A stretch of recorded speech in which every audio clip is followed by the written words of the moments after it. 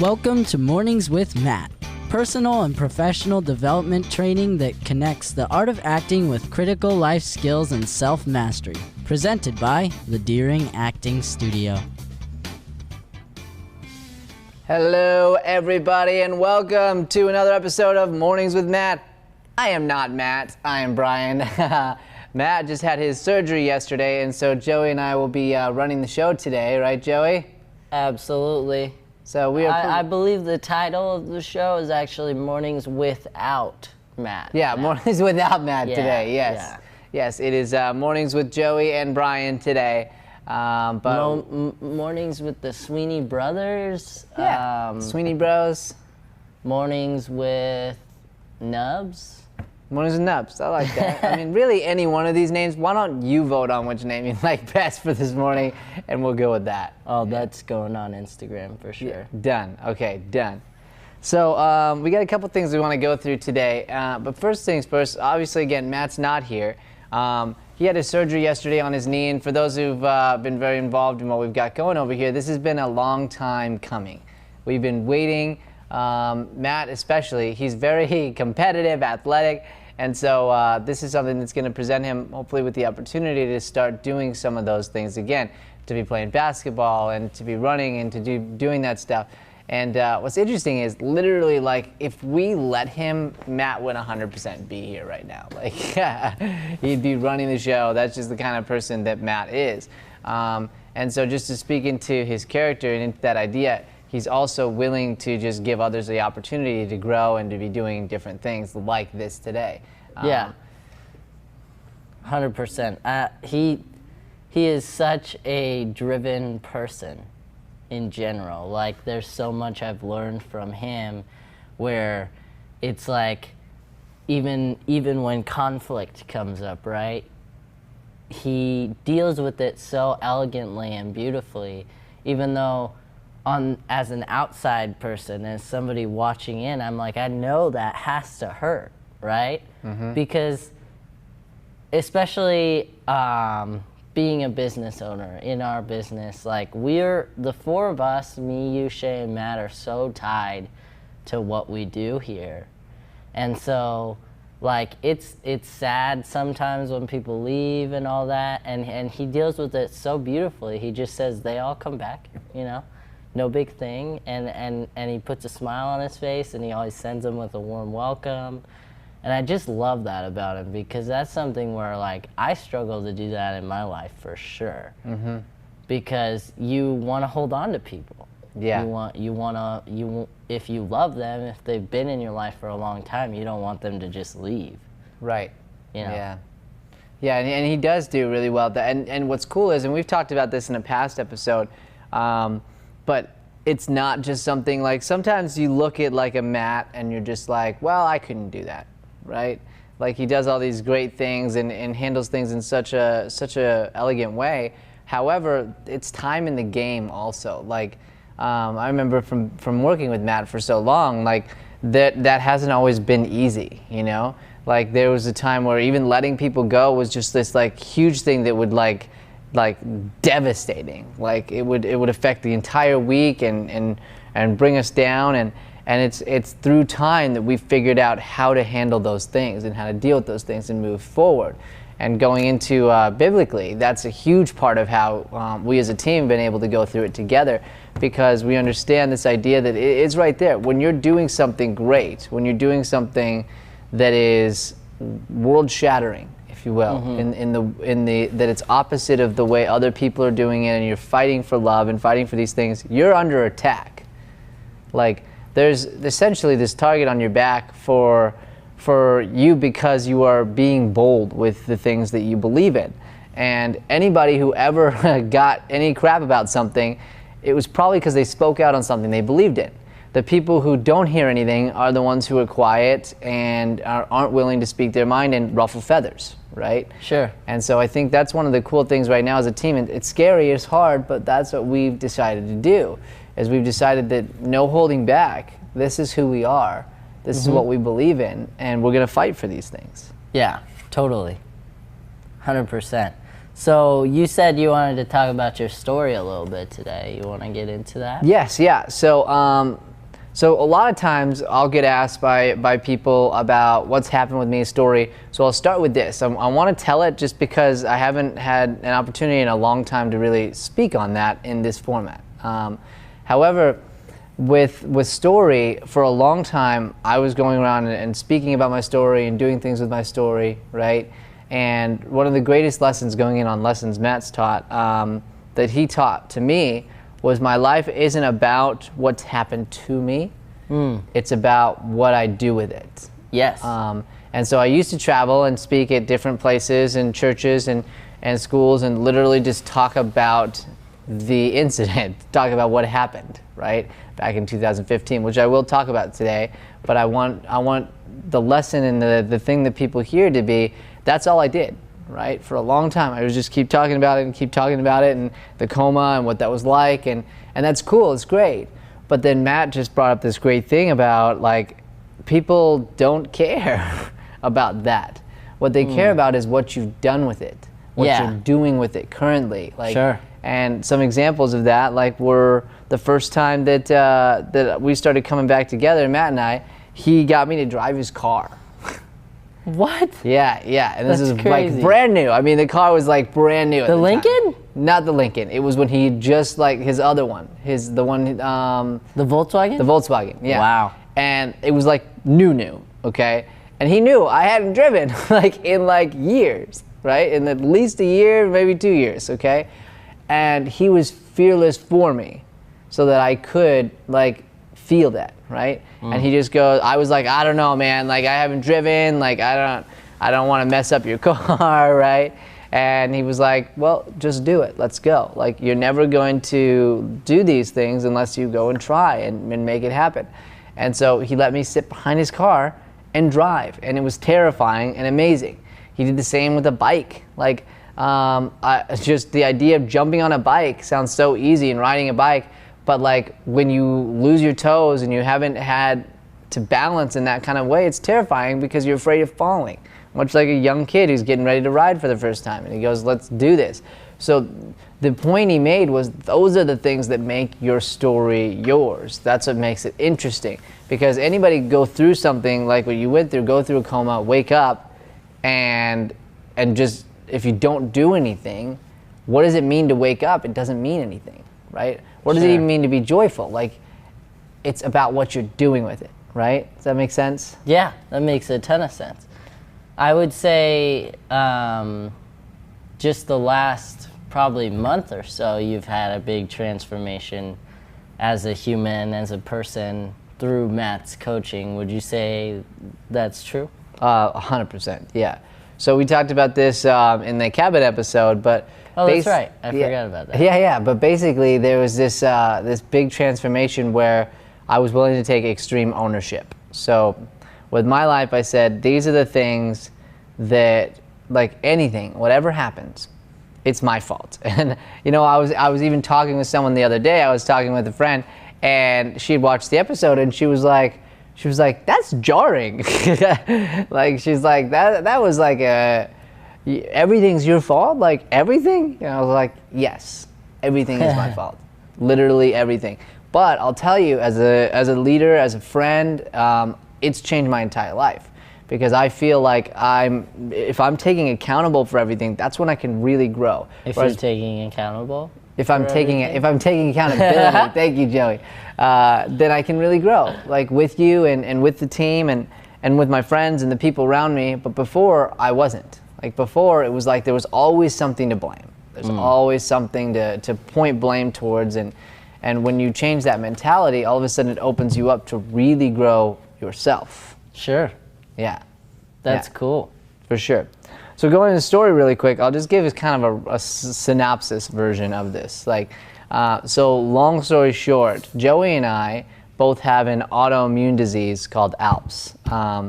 And so we were born with it. We didn't really know until later in life, when I found out through getting sick myself. And so we both have had quite a bit to get through, to go through. But we've also both been incredibly blessed. And so in 2015, I got really sick with strep pneumonia, and that took over my whole body. our grandpa had just passed away, and as a family, we were all together, and I got super sick. They had to take me to the hospital, and I ended up being in a 2-week coma, which was just crazy. It was crazy on our family, a lot of like just emotional draining, and they didn't know that I was gonna make it through. I mean, Joe, you got to experience this. You were like right in on it. So all the stories I have from that moment are really from family members and from the people around me, right? So like, you went through that.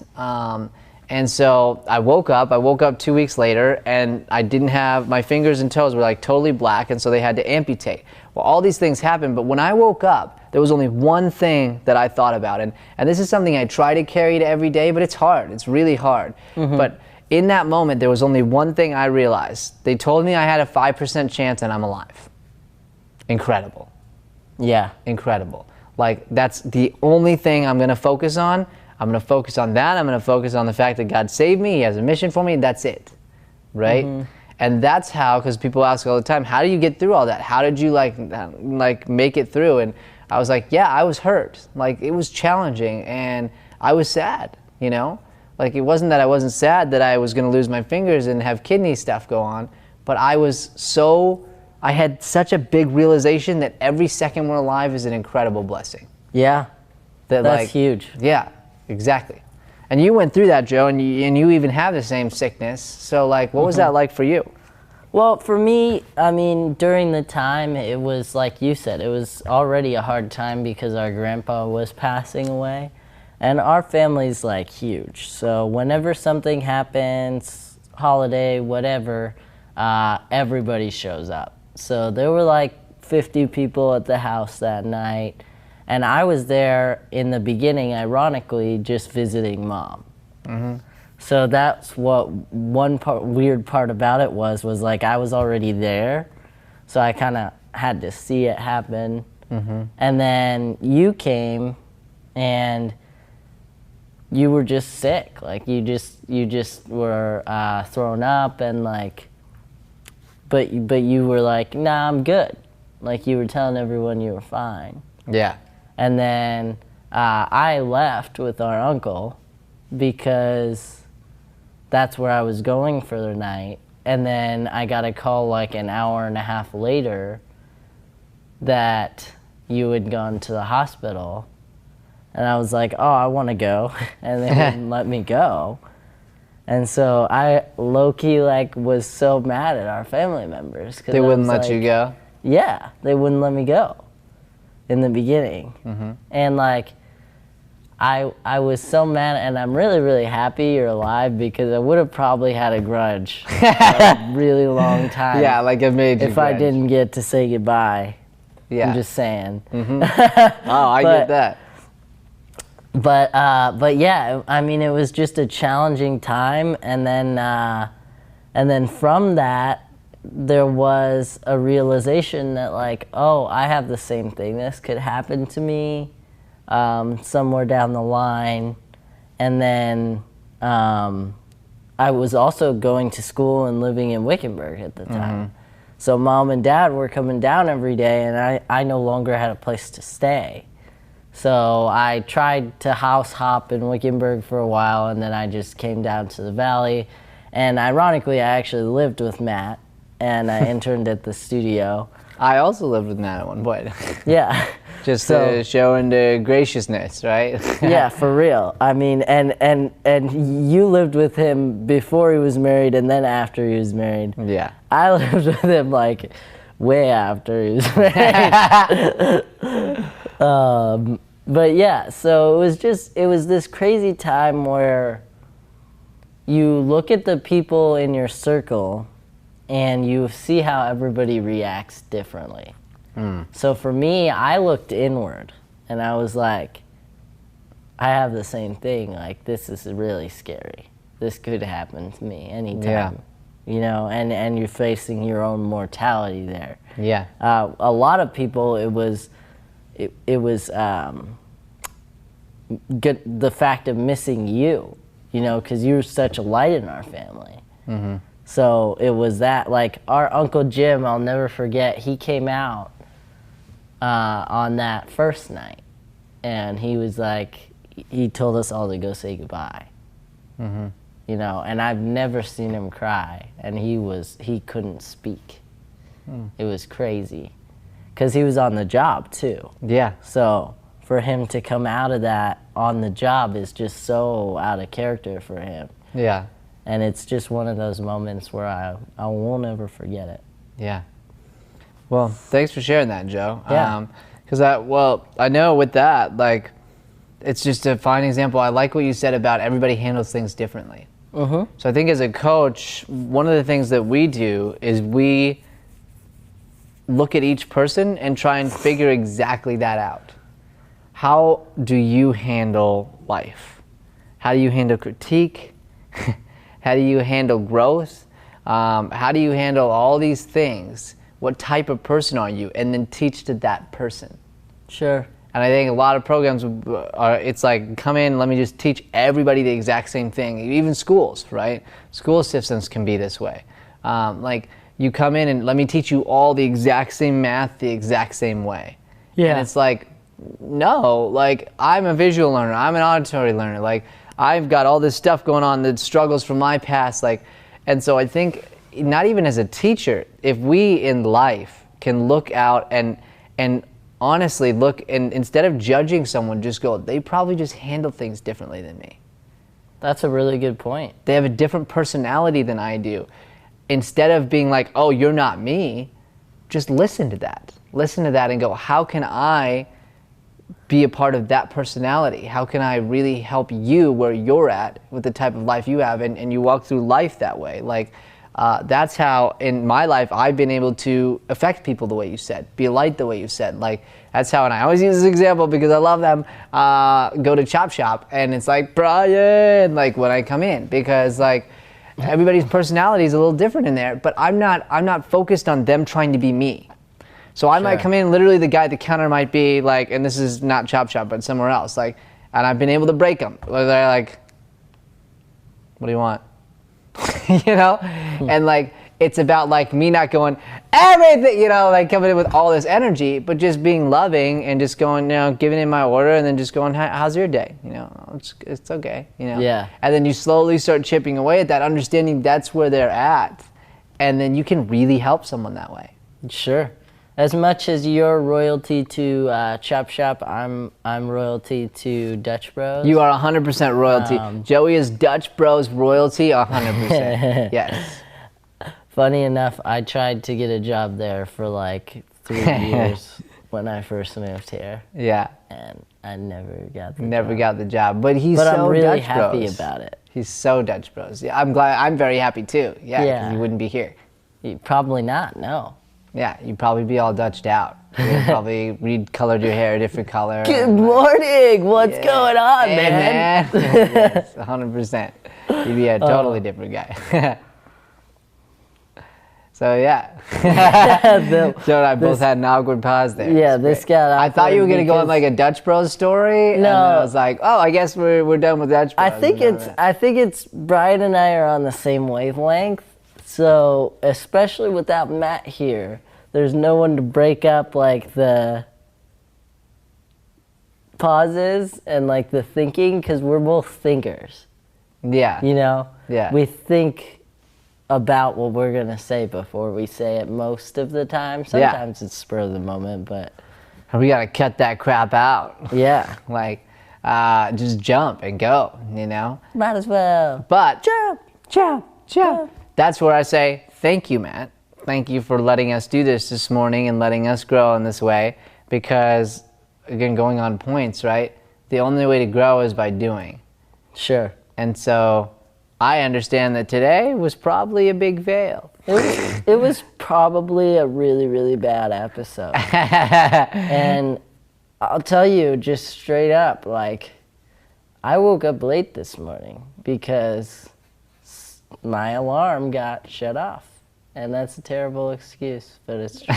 But it's true, right? Yeah. And so like, yeah, seriously though, we walk in and there's these failures we made, and it's like, we just grow. Like, you get a speaking platform and you suck at it for a while. Like, you make struggles and you work through it. And like, even taking Matt, we're about to hit episode 100, guys. 100 of this show. So with that, like that's progress, and we have them all up. That's so true. I say, take a moment. You want to see progress? Go back to episode 1. Don't do that. I'm always using this as an example. Go back to episode 1, because we started with going, we want to be a light, we want to make a difference, we have no clue what we're doing, we still don't know what we're doing, but we're getting better each time and continuing to refine what we're doing. That's what makes people great, is being willing to do that. But like that first episode was, let me just do this, and we're gonna grow, and we're gonna keep getting better. You and Matt continued to set up the setup every morning. I'm pretty sure you and I got into a mad fight on the first morning. Did we? Yeah. First episode? Yeah. Ooh, sounds awesome. Now I want to watch again. Because you were mad that we were resetting up the setup. Ah, that sounds like me. Yes, I have released that now. That is one of the things Joey talked about that I've gotten much better at. But I used to want to control everything. Yeah. Like, I used to want to control literally everything, and if it didn't go my way, it was like the end of the world. Yeah. It's funny because Matt went into his surgery yesterday. So after the show yesterday, he went home, and I am so that way now because of him. And I had a little bit of it before, but it's been heightened. So yesterday, I spent the day taking down the setup that we had before and redoing it to fit the in-person people, and Shay split the virtual people as their own classroom, which was super cool. And I was so excited about. And you came in like 3 times and you were like, what you doing? And I just like totally zoned you out.